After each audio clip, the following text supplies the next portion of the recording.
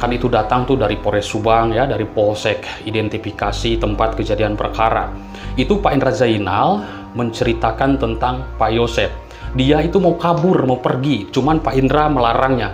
Jangan, Wak, di sini dulu, ini kasus besar. Seperti itu. Lihat di sini dengan pihak kepolisian, mau kemana gitu kan? Dan saya ditanya sampai sekarang, orang kalau nanya ke saya, Pak Kades kurang pakai curiga ke Pak Yosep. Ya. Ada bercak darah yang bukan, itu aja. Katanya, malah mau pergi, ya wajar atuh, sok gimana saudara ketika terbunuh, suaminya mau pergi, kan saya mau menenangkan diri gitu. Itu aja kecurigaan saya pada dasarnya. Baik saudara, kita lanjutkan kembali pembahasannya. Dulu aku sempat ngobrol juga dengan Pak Kades Indra Zainal. Di situ banyak sekali obrolan, ternyata Pak Kades juga sangat mencurigai ke Pak Yosep Hidayah. Semenjak kasus ini mencuat di tahun 2021 pada tanggal 18 Agustus lalu. Ini menarik. Di sini aku melihat juga keterangan dari Pak Indra Zainal di YouTube-nya Heri Susanto. Sosok Indra Zainal ini sekarang blak-blakan curigai Yosep di awal kasus Subang karena ucapan yang tak wajar. Nah teman-teman, dari dulu juga memang sering ngobrol ya, tapi tidak ada publikasi dari Pak Kades juga. Ya wajarlah sebatas mencurigai, kita juga mencurigai ke siapapun di dalam kasus Subang ini, baik ke para saksi. Dan sekarang sudah banyak tersangka, ada 5 di dalam kasus Subang ini. Akhirnya Pak Indra Zainal blak-blakan di media. Sosok Indra Zainal ini kembali juga menjadi sorotan, yaitu setelah begitu blak-blakan di berbagai media, yaitu curiga kepada Pak Yosep Hidayah sejak awal kasus pembunuhan ibu dan anak terjadi. Pak Indra Zainal yang menjabat sebagai Kepala Desa Jalan Cagak begitu aktif dari dulu kita lihat di channelnya, yaitu menyiarkan tentang masalah hal kasus ini. Lalu di sini aku melihat juga keterangan bahkan Indra Zainal yang merupakan kerabat dari korban juga membuat konten-konten YouTube yang sudah kita lihat. Kini setelah pihak kepolisian menetapkan 5 tersangka, yaitu Muhammad Ramdhanu, Ibu Mimin, Arigi, Abi, dan juga Pak Yosep Hidayah, akhirnya Pak Indra Zainal blak-blakan. Kalau dulu tidak ada blak-blakan ya, dulu sering sekali yaitu klarifikasi tentang hal berita-berita yang miring-miring seperti itu. Ada berita Yoris, klarifikasi. Ada berita Yosep, klarifikasi. Itulah data dan fakta di media yang sudah kita lihat. Komentar-komentar miring pun bertebaran di berbagai media, apalagi mungkin di channelnya seperti itu. Dan banyak juga di komentar saya, kalau banyak sih tidak ya, segelintir komentar yang menanyakan bagaimana Pak Indra Zainal ini tentang kasus ini, Bang J. Apakah sudah ada podcast-podcast lagi nih rencananya? Dan banyak pertanyaan-pertanyaan. Sampai saat ini saya sendiri hanya via telepon dan sering memang Pak Kades podcast yuk kita obrolin masalah hal-hal kasus Subang ini. Pak Kades mengatakan lagi sibuk sekarang-sekarang seperti itu ya. Baik, aku tidak memaksa, yang penting intinya kasus Subang ini terungkap. Sekarang sudah ada tersangkanya ketika Ramdhanu menyerahkan diri, mengakui perbuatannya terlibat dalam kasus Subang ini seperti itu. Dan ini sudah di prarekonstruksi kita melihat ya bagaimana cara membopong Ibu Tuti, berapa orang, siapakah sebenarnya yang membopong menggendong Amelia. Nah ini mengerikan sekali teman-teman. Ternyata menurut keterangan Ramdhanu yang menggendong Amel itu almarhumah papanya sendiri, Pak Yosep Hidayah. Luar biasa, keji sekali kalau memang benar-benar seperti itu ya. Dan keterangan Ramdhanu, kalau banyak juga yang menganalisa, ya 95% benar seperti itu. Kalau bohong, berarti Ramdhanu akan berat sekali hukumannya. Begitulah pernyataan-pernyataan di publik yang aku pantau selama ini di berbagai media, teman-teman, yang membahas kasus ini. Karena aku sering membaca komentarnya, satu persatu ku baca seperti itu. Lalu, Pak Kades Indra Zainal mengaku dari awal kasus Subang terjadi, dia sudah mencurigai Pak Yosep Hidayah. Wajar mencurigai, tapi mungkin beda kecurigaannya antara Pak Indra Zainal dengan kita ya. Oke, kecurigaan itu sempat disampaikan Indra Zainal kepada pengacara Yosep Rohman Hidayat saja, seperti itu. Tak sangka ucapan Indra Zainal itu belakangan viral dan berbalik buruk kepadanya. Dan banyak sekali memang di sini komentar-komentar miring, yaitu ke Pak Indra Zainal ya, tentang banyaknya sebuah klarifikasi di video-videonya seperti itu. Pak Indra Zainal juga dituding tidak netral katanya, dan lebih memihak kubu anak korban, yaitu Yoris.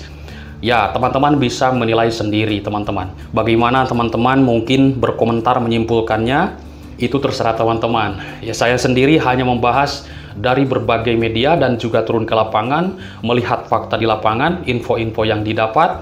Ada yang saya up ke publik, ada yang tidak. Langsung yang penting dilaporkan ke pihak kepolisian di hotline tersebut, teman-teman. Dari awal kasus, Pak Indra Zainal ini rupanya telah berkomunikasi dengan Rohman Hidayat, yaitu kuasa hukum dari Yosef. Kepada Rohman, Indra Zainal menyampaikan kecurigaannya terkait sosok Yosef Hidayat ini. Bahkan tanpa alasan, Pak Indra Zainal menyoroti sosok Yosef sejak awal kasus. Rupanya, Pak Indra Zainal sempat mendengar ucapan tak wajar Yosef Hidayat yang mengindikasikan dialah pelakunya. Tuh kan, Pak Indra juga ini adalah keluarga dari Ibu Tuti. Otomatis mungkin terkait keluarga besar dari Pak Yosef juga. Dia juga sudah mencurigai ke Pak Yosef dari awal-awal kasus dengan adanya indikasi keterangan Yosef yang janggal seperti itu. Apalagi kita sebagai warga masyarakat menilai tajam dengan kasus ini.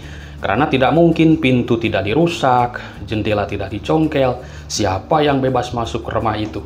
Ya kan, sekarang terbukti setelah Ramdhanu mengakui keterlibatannya, muncullah nama-nama dalam kasus ini. Ternyata, ya benar sekali, orang terdekat korban ya, teman-teman.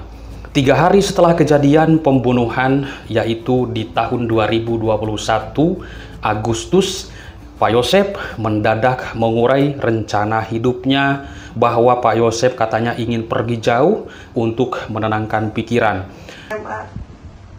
Jadi kalau ditanya, saya harus maksa-maksa ditanya gitu, Pak Kades lihat bercak darah? Enggak, saya mah enggak. Ya. Tidak merhatikan bajunya. Saya mah hanya itu aja, kecurigaan tuh seolah-olah mau lari. Nah begini Pak Kades ya, secara pribadi saya melihat bahwa setelah mendengar apa yang disampaikan oleh statement Pak Rohman di Polda, karena waktu itu juga saya ada, cuman saya tidak mengikuti acara itu ya. Waktu itu ada teman-teman YouTuber juga yang mewawancarai Pak Rohman saat itu. Tetapi secara pribadi saya itu dalam hati bertanya-tanya begitu, apakah memang Pak Kades ini dengan Pak Rohman ini istilahnya sudah saling berkomunikasi, bro, ntar lu bilang begini aja bro, gitu, atau bagaimana? Nah saya berpikir seperti itu Pak Kades. Kenapa saya berpikir seperti itu? Karena Pak Kades ini sangat dekat sekali dengan Pak Rohman. Nah yang ingin saya tanyakan kepada Pak Kades, karena Pak Kades ini dikenal nih di teman-teman YouTuber ya, pemerhati kasus Subang, Pak Kades suka memberikan klarifikasi. Nah saat itu kenapa ini? Alasannya mungkin bisa dibedah nih sekarang Pak Kades nih.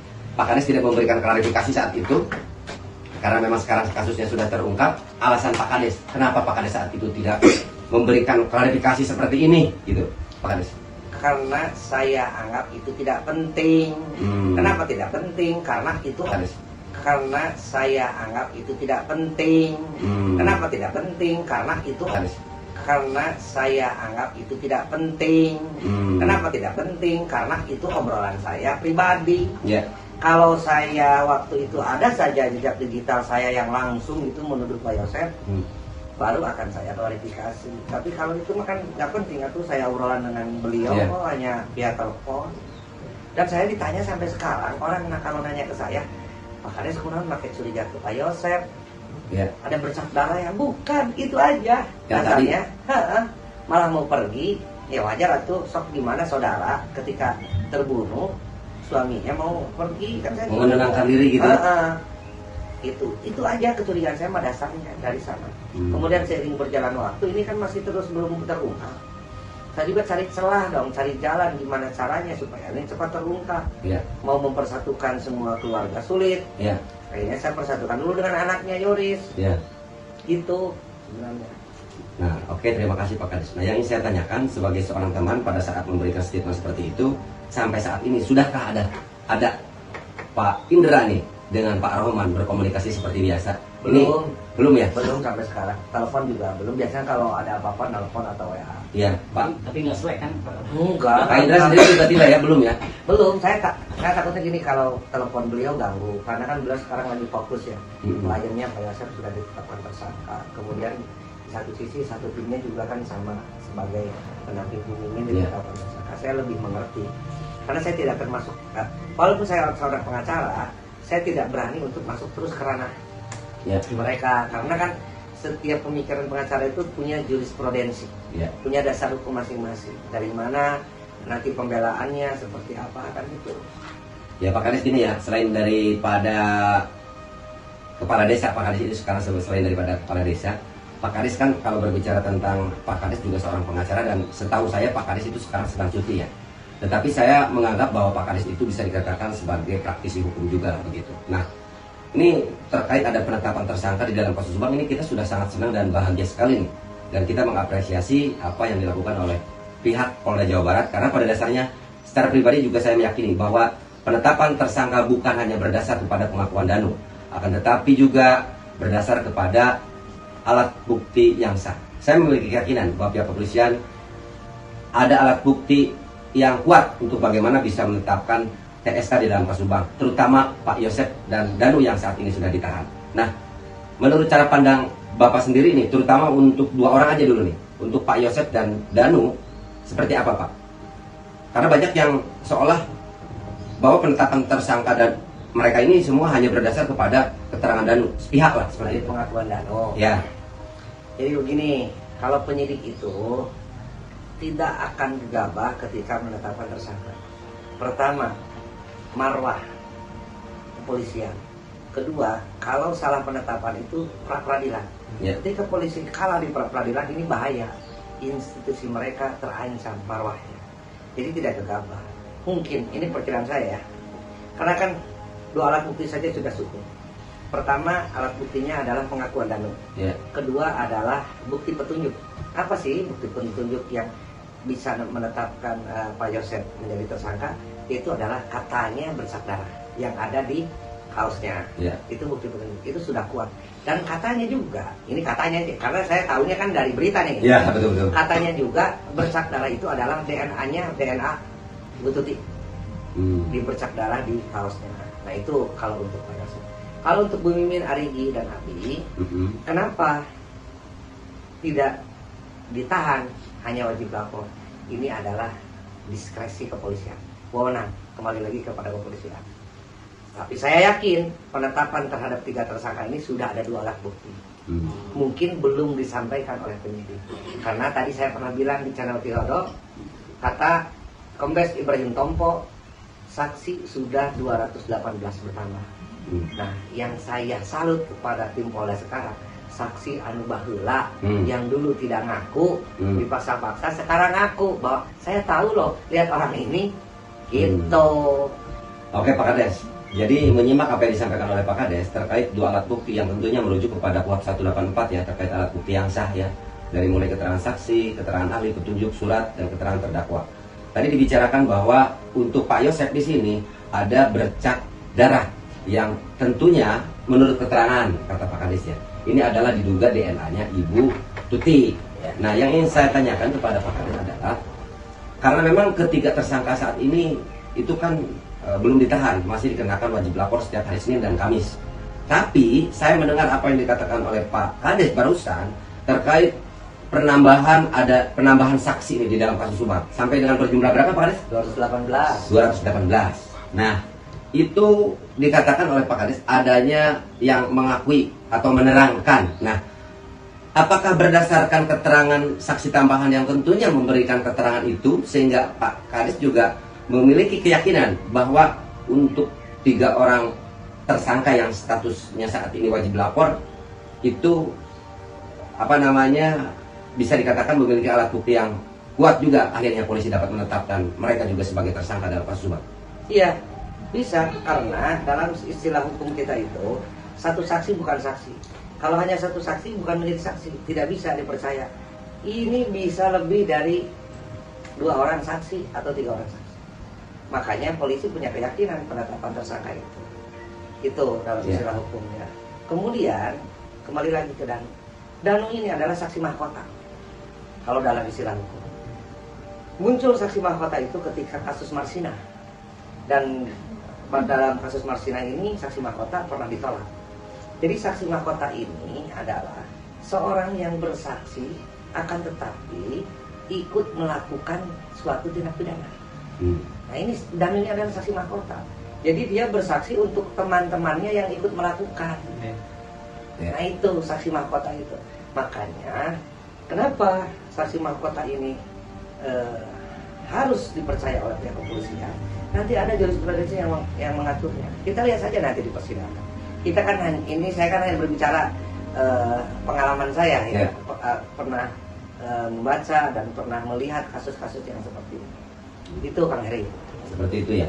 Nah, lalu menurut cara pandang Pak Kades nih, situasi seperti ya sekarang lah ya, walaupun memang sekali lagi ini banyak yang bertanya-tanya nih, seolah memang adanya 3 orang yang dikenakan wajib lapor di sini seperti menunjukkan keraguan pihak kepolisian dalam menetapkan TSK. Tapi secara pribadi sih saya percaya. Nah, mungkin untuk hal ini gitu bisa lebih menurut cara pandang Pak Kades seperti apa?